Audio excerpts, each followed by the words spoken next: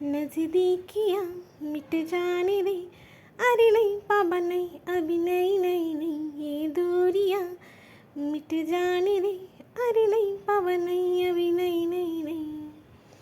Good morning everyone, welcome back to my channel. कोण असं गाणं गुणगुणत स्वयंपाक करते मला नक्कीच सांगा.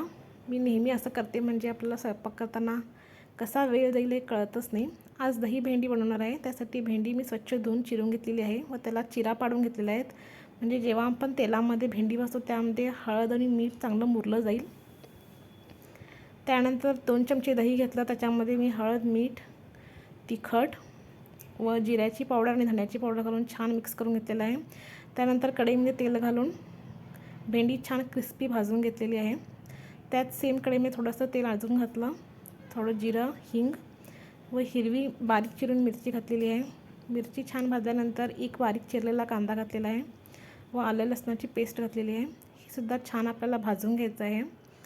त्यानंतर जे आपण मिक्स दही करून ठेवलेलं आहे तिखट मीठ वगैरे घालून ते आपल्याला घालायचं आहे. तिखट आणि मीठ छान दह्यामध्ये शिजलं की जी आपण भाजून ठेवलेली भेंडी आहे ती घालायची आहे. एकदम सोपी आहे रेसिपी, नक्कीच घरी ट्राय करा. व रेसिपी आवडली तर मला लाईक, शेअर आणि सबस्क्राईब करा. See you in the next video. Bye bye.